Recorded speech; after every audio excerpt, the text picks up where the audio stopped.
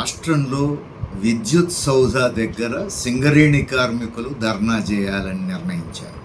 రాష్ట్ర ప్రభుత్వ రంగ సంస్థకు సంబంధించిన హెడ్ ఆఫీస్, విద్యుత్ ఉత్పత్తి సంస్థకు సంబంధించిన ఆఫీస్, ఇది రాష్ట్ర ప్రభుత్వ రంగ సంస్థ.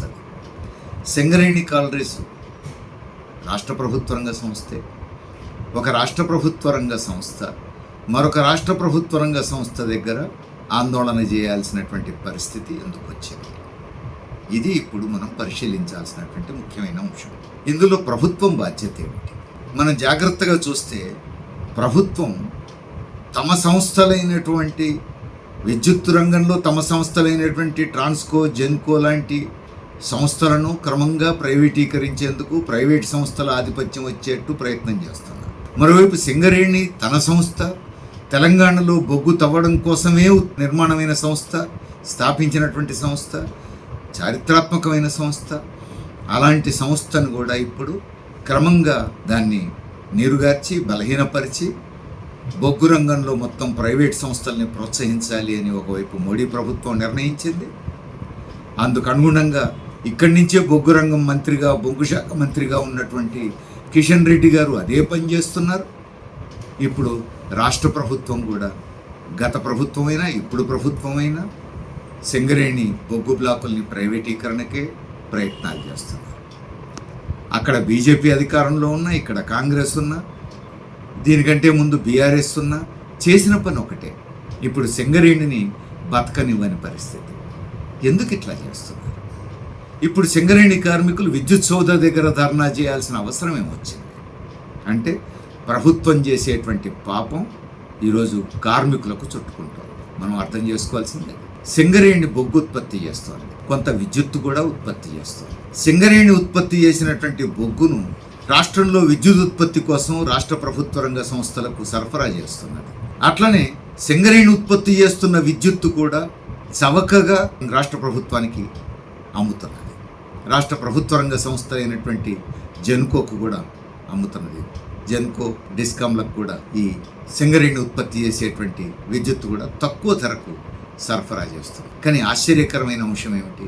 సింగరేణి ఉత్పత్తి చేస్తున్న బొగ్గు, సింగరేణి ఉత్పత్తి చేస్తున్నటువంటి విద్యుత్తు చవకగా తక్కువ ధరకు పొందుతున్నటువంటి రాష్ట్ర ప్రభుత్వ విద్యుత్ ఉత్పత్తి సంస్థలు ఆ బొగ్గుకు చెల్లించాల్సిన డబ్బు చెల్లించారు, ఆ విద్యుత్తుకు చెల్లించాల్సిన డబ్బులు చెల్లించారు. ఆ రెండు కలిపితే 46,000 కోట్లకు చేరుకున్నాయి. మరి 46,000 కోట్ల రూపాయలు ప్రభుత్వ రంగ సంస్థల నుంచే సింగరేణికి రావాల్సిన డబ్బు రాకపోతే మరి సింగరేణి ఎక్కడి నుంచి ఎట్లా ఉత్పత్తి చేస్తుంది?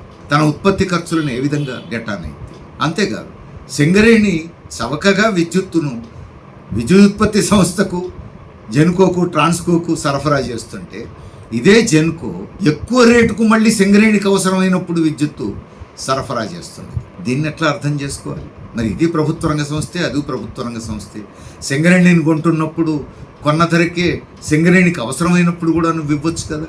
సింగరేణి దగ్గర నుంచేమో తక్కువ ధరకు కొంటావు, సింగరేణికి అవసరమైనప్పుడేమో ఎక్కువ ధరకు అమ్ము. దీన్ని ఎట్లా అర్థం చేసుకోవాలి?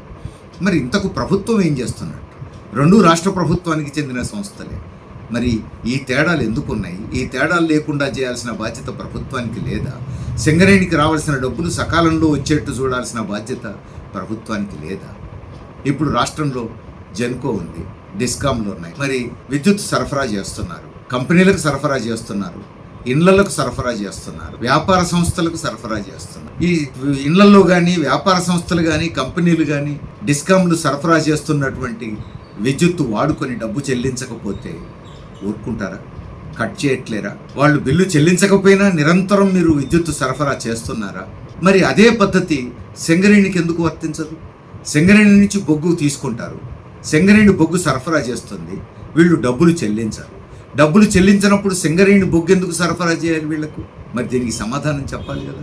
ఆ విద్యుత్ ఉత్పత్తి సంస్థలు చెప్పాలి, రాష్ట్ర ప్రభుత్వం చెప్పాలి కదా. అందుకని ప్రభుత్వ రంగ సంస్థలని కాపాడుకోవాలి, డెవలప్ చేసుకోవాలి అనేటువంటి స్పృహ, ఆ సోయి ప్రభుత్వానికి ఉండాలి. ప్రభుత్వం కార్మికుల చేత పని తీసుకోవాలి, ఆ సంస్థను బాగా అభివృద్ధి చేసుకోవాలి, ఆ సంస్థలు రాష్ట్ర ప్రజలకు బాగా ఉపయోగపడేటట్టు చూడాలి. ఆ కార్మికుల ప్రయోజనాలను నెరవేర్చాల్సిన బాధ్యత ప్రభుత్వం, ఆ ప్రభుత్వ రంగ సంస్థలు తీసుకోవాలి. కార్మికుల సమస్యలను పరిష్కరించడానికి ఆ యాజమాన్యాలు బాధ్యతగా వ్యవహరించాలి. కానీ ఇప్పుడు జరుగుతున్నది ఏంది? సింగరేణి కార్మికులు ఏ సమస్య గురించి పోయి అడిగినా పైసలు లేవు అంటున్నారు. పైసలు ఎందుకు లేవు? 46,000 కోట్ల రూపాయలు ఈ విద్యుత్ ఉత్పత్తి సంస్థల దగ్గర జామై ఉన్నాయి. అవి వస్తే మరి సింగరేణి యాజమాన్యం సింగరేణి కార్మికుల సమస్యలు పరిష్కారం చేయడం కూడా సులభమే. కాబట్టి ఇక్కడ కార్మికుల తప్పేమీ లేదు. కార్మికులు ఉత్పత్తి చేస్తున్నారు, కార్మికులు సకాలంలో సరఫరా చేస్తున్నారు, వాళ్ళ శ్రమ వృధా పోవద్దని సింగరేణి కార్మికులు కోరుకుంటున్నారు. మరి సింగరేణి యాజమాన్యం ఆ సరుకుని, ఆ బొగ్గును అమ్మడం, డబ్బులు వసూలు చేయటం యాజమాన్యానికి బాధ్యత లేదా? కొన్న బొగ్గుకు డబ్బు చెల్లించాలనే బాధ్యత విద్యుత్ ఉత్పత్తి సంస్థలకు లేదా? మరి సింగరేణి దగ్గర అవసరమైనప్పుడు తక్కువ ధరకు కొంటున్న బొగ్గుకు, విద్యుత్తుకు తాము కూడా దానికి పరిహారంగా సింగరేణికి అవసరమైనప్పుడు తాము కూడా అదే ధరకు విద్యుత్తును సరఫరా చేయాలనే స్పృహ వీళ్ళకు ఉండాల్సిన అవసరం లేదా?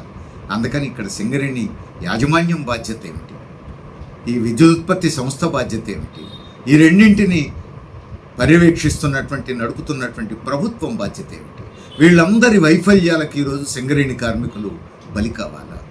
అందుకని సహజంగానే పనిచేస్తున్న సింగరేణి కార్మికులు న్యాయం కావాలని కోరుకుంటారు, తమ సమస్యలు పరిష్కారం కావాలని కోరుకుంటారు, సింగరేణి యాజమాన్యంతో కొట్లాడతారు, రాష్ట్ర ప్రభుత్వంతో కొట్లాడతారు, బకాయిలు చెల్లించకుండా ఇబ్బంది పెడుతున్నటువంటి విద్యుత్ ఉత్పత్తి సంస్థతో కూడా కొట్లాడాల్సి వస్తుంది. సింగరేణి కార్మికులు చేస్తున్న పని న్యాయమైంది, సరైంది. ఇప్పుడు ఆలోచించాల్సింది సింగరేణి యాజమాన్యం, జెన్కో యాజమాన్యం, రాష్ట్ర ప్రభుత్వం. వాళ్ళ తప్పులకు కార్మికులు బలి కావద్దు. యాజమాన్యాలు, ప్రభుత్వం బాధ్యతగా వ్యవహరించాల్సినటువంటి అవసరం ఉంది.